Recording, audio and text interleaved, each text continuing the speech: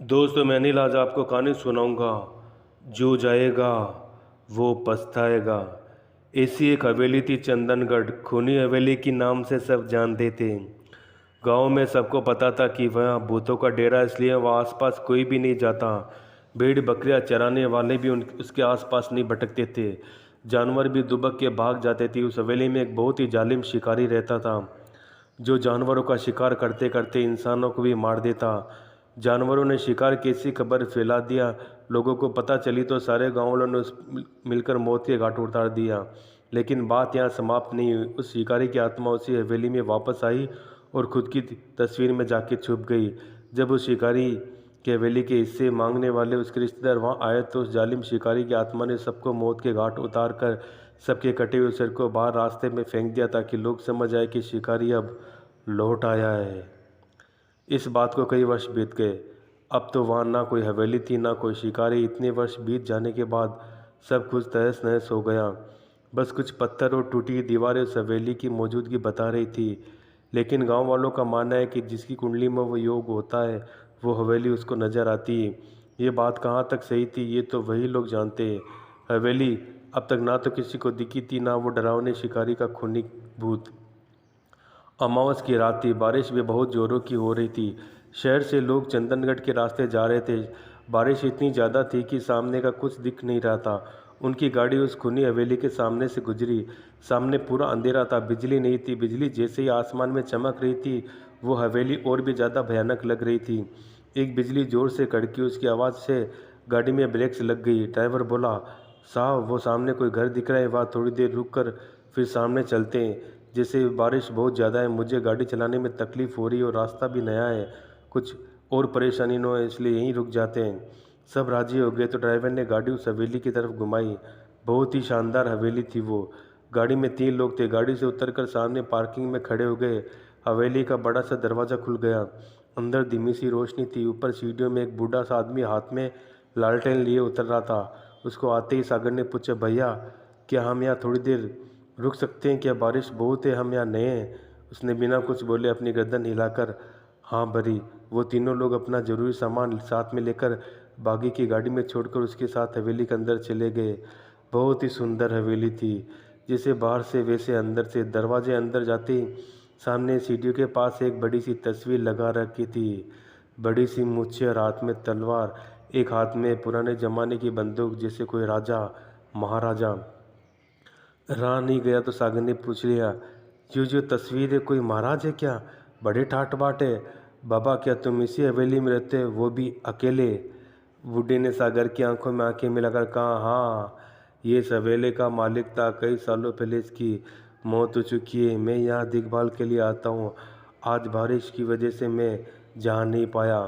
सागर ने फिर एक प्रश्न किया, वैसे मुझे ये बताओ, जब हम बाहर दरवाजे पर खड़े थे तो हमने देखा कि तुम सीढ़ियाँ उतर कर जा रहे थे, फिर ये दरवाज़ा किसने खोला? वो बूढ़ा जैसे चौंक गया, लेकिन उसने जवाब नहीं दिया। उसने कहा, चलो मैं तुम सबको कमरा दिखा देता हूँ। वे लोग सीढ़ी से सामने आए। उसे लगा कि उन्हें कोई देख रहा है। बहुत ही गुस्से से एकदम ही सबकी नज़र उस तस्वीर पर पड़ी। लगा कि उसकी आंखें हिली थी। थोड़ी देर के लिए शायद सबका भ्रम था या सच, पता नहीं। वो थोड़ी देर डर गए थे। वो सबको सीढ़ियों के बगल में कमरे में लेके गया। वो लोग बहुत थक चुके थे। ड्राइवर गाड़ी में ही सोता बोल रहा था कि उसको किसी ने नहीं बुलाया। उसको आदत होती है, लेकिन हम तो गाड़ी में बिल्कुल भी नहीं रुकने वाले थे। रमेश, सागर और शिरीष तीनों ने अपना सामान अंदर कमरे में रख दिया। वे इतने थक चुके थे कि लेटते आंख लग गई। जगह नहीं थी, लेकिन बाहर बहुत ठंड थी। अंदर काफ़ी गर्म था कमरा। शायद आधी रात का समय हुआ होगा। शिरीष एकदम से चिल्लाने लगा। बाकी दोनों दोस्त जाग गए। शिरीष को कोई सपना आया था। शिरीष बता रहा था कि उसके सपने में उस फोटो वाला आदमी को देखा और उन तीनों को मारने आया था। बाकी दोनों को मजाक लगा, इसलिए उन्होंने शिरीष को समझा के शांत किया। लेकिन फिर बाद में बिल्कुल वही सपना रमेश को आया। सागर को भी। उसके बाद सब डर गए। इतना तो समझ आ गया था कि सपना ही सबको नहीं आ सकता, कुछ तो गड़बड़ है। बाहर निकलने के लिए आवाज़ लगाई तो उस बूढ़े ने दरवाज़ा बाहर से बंद किया था। लग रहा था कि सबको जानबूझ के फंसाया गया। अब समझ नहीं आ रहा था कि आखिर क्या करें। डर के मारे सबको बड़ी जोरों की प्यास लग रही थी। साथ में पानी लाया था जो एक ही घूंट में खाली हो गया। खिड़की से बाहर आवाज़ लगी, लेकिन कोई जवाब नहीं आया। उसका ड्राइवर उनको सामने दिख रहा था, लेकिन उनको उनकी आवाज़ सुनाई नहीं दे रही थी। फिर शीश ने अपना मोबाइल उठाकर फ़ोन करना चाहा तो नेटवर्क ही नहीं था।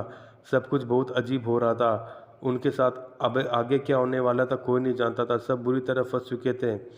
उनको ये समझ आ गया। पूरा एक दिन एक रात बीत जाने के बाद उनके रूम का दरवाज़ा खुलता है। बाहर पूरा सन्नाटा फैला था। जो बूढ़ा उनको मिला था उसका भी कोई पता नहीं था। तीनों दोस्त पागलों की तरह सारी हवेली छानने लगे, लेकिन बाहर जाने का कोई दरवाज़ा ना कोई खिड़की। सब लोग ऊपर चले गए, वहाँ से कूदने का सोचा, लेकिन इतना ऊंचा था कि हिम्मत नहीं हो पाई। ये सब क्या हुआ ये सोच के आपस में झगड़ने लगे। बाद में सभी नीचे आ गए। सबको बहुत प्यास लगी थी। नल था लेकिन उसमें पानी नहीं आ रहा था। सब देखा, कुछ खाने ना कुछ पीने का सामान था। अब सब थक चुके एक जगह बैठ जाते हैं। क्या करें ये सोच के खुद पागलों जैसे बर्ताव करने लगते हैं। शाम होने लगती है। उस हवेली के अंदर एक शैतानी माहौल बनना चालू होता है। तभी तीनों दोस्त आपस में लड़ने लगते हैं। उनका रात में फेंका हुआ सड़ा हुआ खाना ढूंढ के खाने लगते हैं। रात बीत जाती है, सवेरा होता है। सवेरे सबको बहुत प्यास और भूख लगी होती है। सुबह फिर से सब लोग पानी को खोजते, लेकिन अचानक सागर का पैर सीढ़ी से फिसलता है। उसका हाथ दीवार से टकरा के खून निकलना शुरू होता है। खून देखते ही शिरीष और रमेश जैसे पागलों की तरह खून को चाटने लगते हैं। तभी सागर, अरे पागल हो गए क्या तुम? क्या कर रहे हो? जानवर हो क्या? सागर की बात का कोई ध्यान नहीं देता, लेकिन खून चाटने से उसकी प्यास कुछ थम सी गई। लेकिन अब भूख की वजह से जान निकल रही थी। रात हो चुकी थी। शिरीष और नरेश ने न जाने शैतान समा गया उनके अंदर। वे दोनों सागर पर टूट पड़े, उसको काटने लगे। खूनी खेल चालू हो गया। शैतान ने उन दोनों को अपने वश में कर लिया। उस शिकारी की आत्मा ने दोनों को सागर का शिकार करने का जैसे आदेश दे दिया। वे उसको काट रहे थे और खून को पी रहे थे। सागर की जान बची ही कितनी थी। उसने दिन का भूखा दोनों ही बच नहीं पाया। सागर की मौत हो गई। श्री और रमेश सब उसके पास बैठ के उसका मांस खाने लगे, जैसे कोई भेड़िया मरे हुए जानवर का मांस नोच नोच के खा रहा हो। वो मंजर बहुत ही डरावना दिख रहा था। खून पीना और मांस खाना, वो दोनों आदमखोर बन चुके थे। अब दोनों को शांति की नींद आई। सुबह सारी वेली में सड़े मांस की गंध फैल चुकी थी। सुबह उठकर दोनों फिर से सागर की लाश में से खाना चालू किया, जैसे उसके अंदर का इंसान मर चुका था। रात होते थे, अब उस लाश में कीड़े घूमने लगे। अब वो शिरीष और रमेश के बगल के कमरे में जाके सो गए, लेकिन प्यास और भूख उनका पीछा कहाँ छोड़ने वाले थे। अब दोनों एक दूसरे का शिकार करने की सोचने लगे।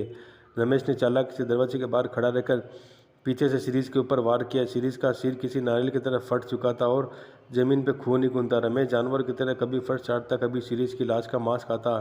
दीवाने उनके चरम पर थी। शैतान उनके ऊपर हावी हो चुका था। शैतान ने रमेश को कोई सोचने का मौका नहीं दिया। वो अपनी भूख मिटा के आराम करने लगा। सुबह होने वाली थी। सुबह पहली किरण हवेली के अंदर पहुंची और दरवाज़ा खुल गया हवेली का, जो कई सालों से बंद था। रमेश अब ठीक से चल नहीं पा रहा था। बाहर निकलकर देखा तो बारिश रुक चुकी थी। उसने उसकी गाड़ी देखी, जैसे चलकर गया। दरवाजे पे जोर से हाथ मारे। ड्राइवर हड़बड़ा के उठता है। जी साहब। दरवाज़ा खोल के बाहर आता है। वो रमेश को उठा के गाड़ी में बैठाता था कि साहब बाकी लोग क्या? ड्राइवर ने रमेश से पूछा। रमेश रोने लगता है। वो दोनों हवेली में जैसी गाड़ी की खिड़की से बाहर दिखता है, चौंक जाता है। यहाँ कोई हवेली नहीं थी, सिर्फ कुछ टूटी हुई दीवारें थी, मिट्टी के ढेर थे। सब कुछ समझ के परे था। खुद पागलों जैसे महसूस करने लगा था रमेश। तभी हम लोग यहाँ इतने दिन से फंसे थे उस हवेली में, तूने हमको ढूंढा क्यों नहीं? ड्राइवर शंकर चिल्ला के ड्राइवर पर चढ़ने लगा। साहब हम सब कल रात को ही तो आए थे, सिर्फ बारिश के लिए रुके थे। ड्राइवर डर के बोल रहा था। अमानो शंकर का खून सो गया। उसके साथ पिछले 4 दिन से जो हो रहा था वो क्या था? सपना या कोई चला हुआ? हवेली गायब और उसके दोनों दोस्तों का क्या हुआ? सब बस शंकर ही जानता था। वो बर्फ़ की तरह एक जगह जम गया, हिल भी नहीं पा रहा था। ड्राइवर ने जरा डर के शंकर के हाथ लगा। साहब शंकर की गाड़ी की सीट पे गिर जाता है। वो सदमा सहन नहीं कर पाता, उसकी मौत हो जाती है। उस हवेली में क्या हुआ था क्या नहीं, उसके दोस्त कहाँ गए, किसी को कुछ पता नहीं। वे सारे रात शंकर की मौत के साथ ही दफन हो गए। तो दोस्तों आज के लिए इतना ही। तब तक के लिए धन्यवाद।